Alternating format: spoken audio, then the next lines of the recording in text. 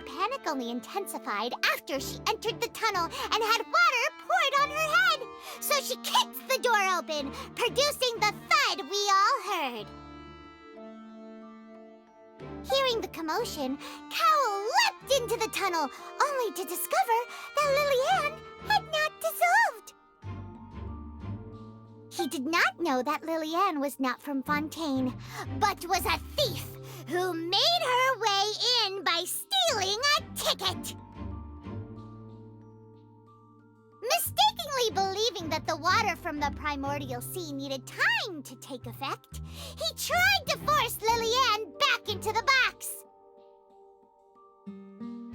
The two broke the flower vase during the struggle, but Lily-Ann came out on top, knocking Cowell out and putting him in the box. With no way of escaping, she changed her clothes and hid in the costume trunk until the performance ended.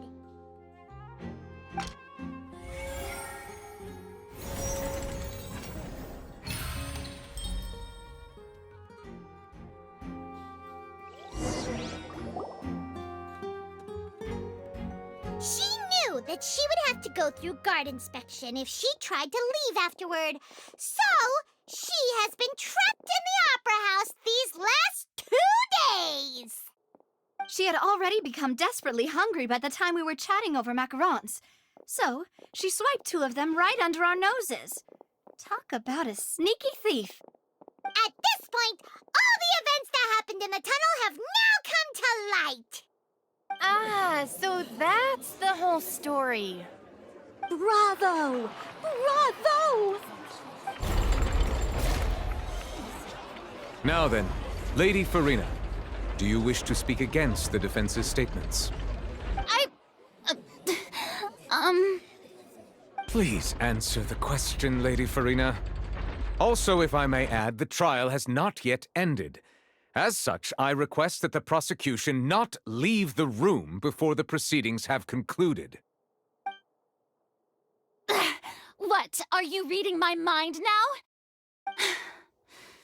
No, I have no further arguments. I admit defeat. But really, could you at least have left me with some dignity?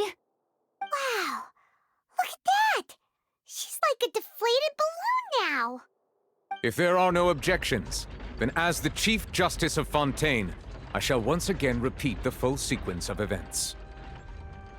The actual perpetrator of the serial disappearances, Cowell, selected his next victim from the audience reservation list. With some modifications to the selector, he could ensure that the pre-selected young woman would be chosen. To cover up any evidence while committing the deed, Cowell thought of allowing the water tank to fall, which would conceal the water left behind after the young woman was dissolved. He also tampered with the rope suspending the water tank, using the fireworks at the end of the performance to cause the tank to drop and hide the watermarks. He poured the water from the primordial sea into a balloon during the preparation of the magic box and stuck it to the box's lid. Finally, he passed the prepared hook on a rope through the gap in the magic box's door when bringing the young woman to said box. When the magic trick officially began, the box containing the woman was lowered into the tunnel, tightening the hook rope and bursting the balloon containing the water. If all had gone to plan, the young woman would be dissolved at this time. However, Lily-Ann was not from Fontaine and thus fled the box with a loud noise. Realizing that there was trouble, Cowell entered the tunnel and met Lily-Ann. Thinking that the waters had not yet taken effect, he decided to proceed. However, his opponent was more capable than he thought, and he was overcome, knocked unconscious, and placed into the magic box, and thus became his own final victim. Lily-Ann, according to her own statements, then changed clothes and hid until the performance ended, before hiding in other parts of the opera house. As for Linny, he was in the underground structures within the opera house, and was thus ignorant of these happenings. From this reconstruction of events, we can conclude that Linny, the accused, is in fact innocent. Hooray, Lily and Lynette! Amazing! While there is much in Linny and Lily-Ann's conduct that should still be investigated separately, this case, at least, can be handed over to the Oratrice to make the final decision.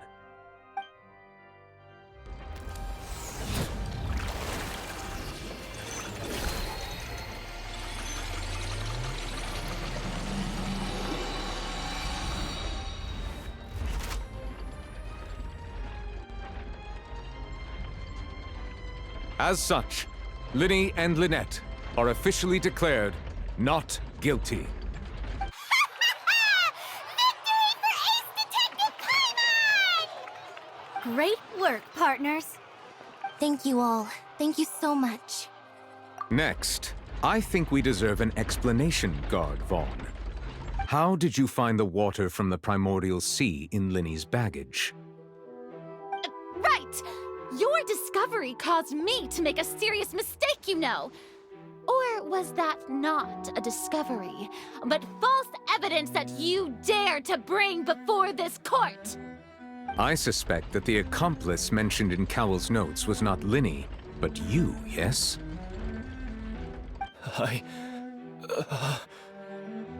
I'm sure you know what you must do to lessen your sentence. Speak quickly! Unless you want to earn yourself a one-way ticket to Coupon Town.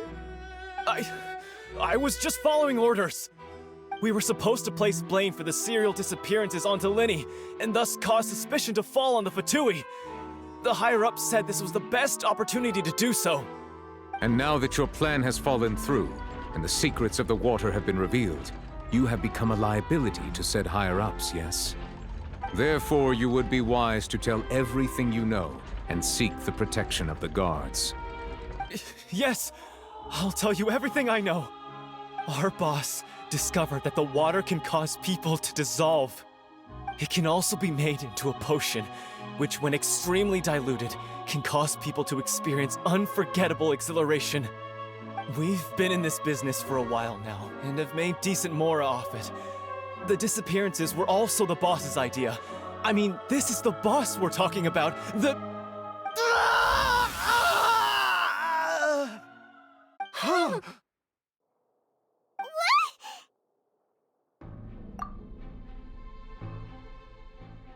And now he can no longer talk.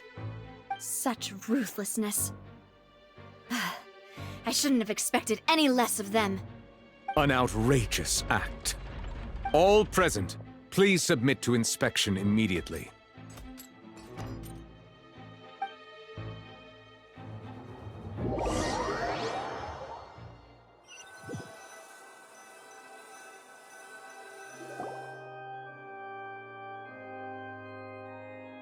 So, we're just going back now? That's true, but... Traveler, Paimon! Please wait. Lyney... I know you may not want to speak to me right now. Maybe you don't even want to look at me. But still, let me thank you again for defending me to the end, even after you learned that I'm a member of the Fatui.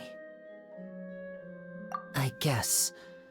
But regardless, I'd like the opportunity to set things straight. I didn't approach you with any ulterior motives or ill intent. I've spoken to you as myself, just plain Lyney this entire time. As for why I'm a Fatus, it's because the goals of the House of the Hearth align with those of an orphan like me.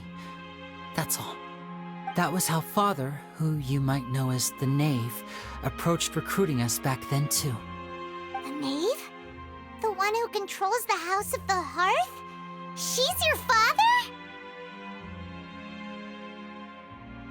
That's right. And since we're here, I was wondering, would you mind hearing a story? It's about my past. Back when our parents first died, Lynette and I were left wandering the streets. To survive, I took to surreptitiously observing an older street performer who did magic. It took me several days to figure out how he pulled off his amazing tricks. I took my sister through several streets until we found a crowded corner, and we began to perform magic tricks there. To my surprise, we proved to be pretty popular, and we could at least stop worrying about where our next meal would come from for a time. But I didn't want my sister to remain a street rat together with me forever. Before long, an aristocrat came to me and claimed that he wished to take us in after watching my performances. So you went from orphans to nobility just like that? That was how we felt at first, too. As if fate was on our side and we could say goodbye to those painful days. But I gradually discovered that while we were called foster children, he was really after my talent for magic tricks. He would constantly take me to all sorts of banquets to garner attention, which he would then use to expand his social circles. That doesn't seem too bad either. Better than roaming the streets at any rate. It took a while for me to realize just how dark his heart really was. After one particular performance at a banquet, I discovered that Lynette was not on the same return vehicle as me. I waited a long time after we returned home, but she did not come back. I went to that noble's bedroom and asked him about her whereabouts. The answer he gave me was, she caught the eye of the most eminent person at the banquet, so I sent her over as a gift. I mean, you'll be able to perform your magic regardless of who your assistant is, yes? Oh no. So he was gonna... But wouldn't Fontaine's laws deal with such people? As far as outsiders are concerned, this is a relationship akin to adoption or foster care, and they have their ways of escaping the eye of the law. I managed to ferret out the location of the mansion of that so-called eminent person and hurried through the night. But by the time I leaped over the walls, avoided the guards, and made my way in, all I saw was the moonlit ground covered in blood, and the knave standing there in the darkness. So, she'd already taken care of that guy. That's right. She had rescued my sister before she could come to any harm, and had even discovered several girls hidden in a basement, all of them orphans. Father, the knave, might have seen something in me, and so she made me an offer. The House of the Hearth welcomes you, for your interests align with ours. Here, none will ever betray you. Indeed, betrayal shall never be permitted here. I was hesitant to trust her. I had just been betrayed by nobles. But she was also quick to destroy the noble who had taken us in at first, giving us back our freedom. Oh, so that's how the two of you joined the House of the Hearth. She has her own plans.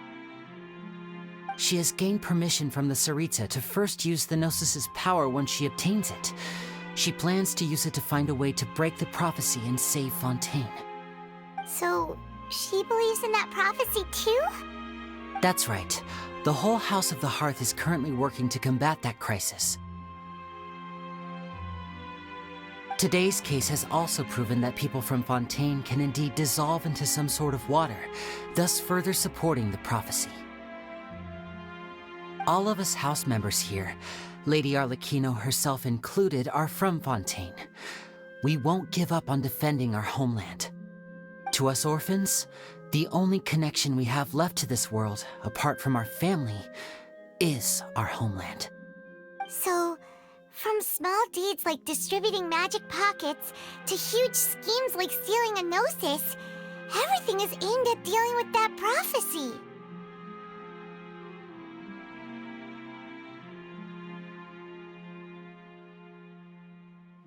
It's all right. I understand. The only thing I can do is relate all this to you.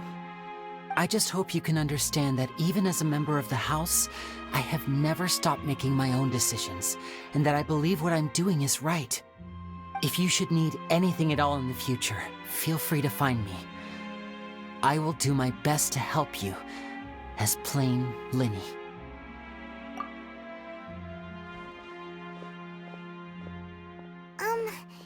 Bye, Lyney!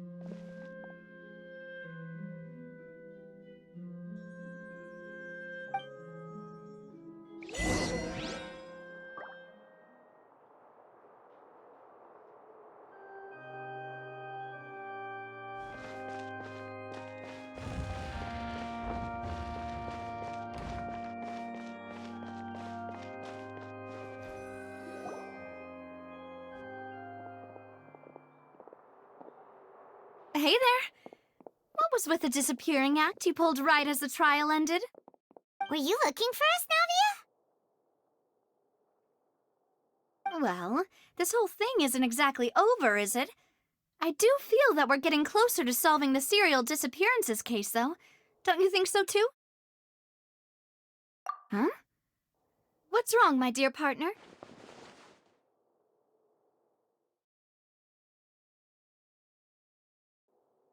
Besides, are you sure we're the ones who can crack a case that's been cold for decades now?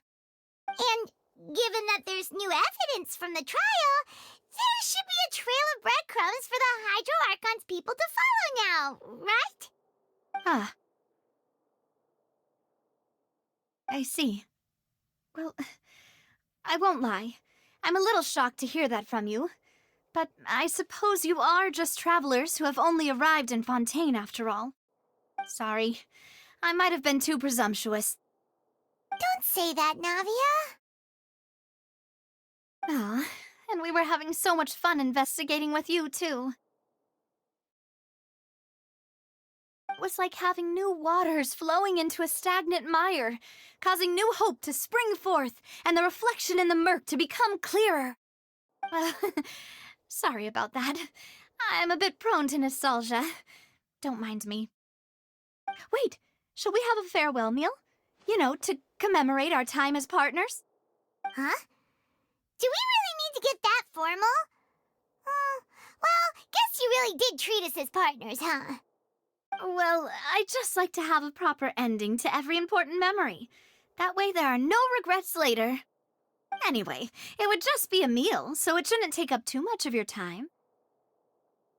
You don't have to twist Paimon's arm. If Boss Navia's treating, count Paimon in! Oh, wonderful! In that case, why don't we return to the court of Fontaine and head to the Hotel de Boer? I believe we'll make it just in time for dinner. All right then, let's have our farewell meal!